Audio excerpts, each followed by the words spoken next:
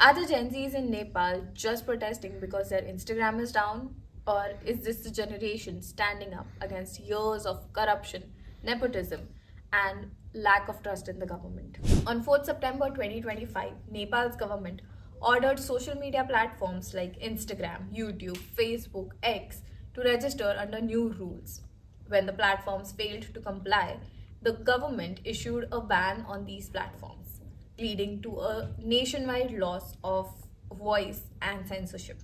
The ban hit at a time when the youngsters were already frustrated with corruption, nepotism, and economic inequality in the country. This led to the Gen Zs taking to the streets in protest.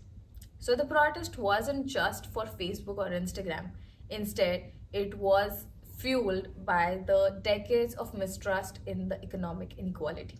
However, what began as a peaceful demonstration against the ban grew into a wide anti government, anti corruption protests and even led to a number of people losing their lives. The protests escalated to an extent that the PM and Home Minister of Nepal have resigned, leaving the nation in a state of political uncertainty.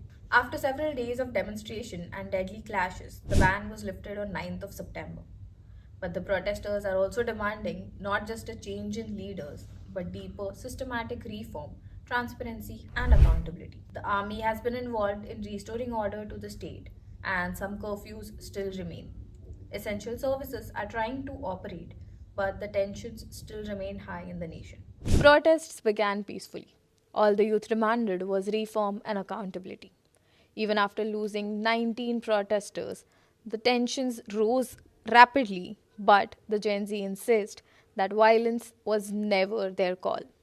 Their aim was always change and not chaos. There are reports that actually suggest that much of this vandalism and violence has been caused and fueled by political parties who are trying to exploit this current situation of unrest to push their own agendas. From social media ban to a government resignation, the Nepal's Gen Z has shown that their voice can actually shake the system. What is your take? Do you think this youth movement will actually bring long term changes, or will politics still remain the same? Let me know in comments.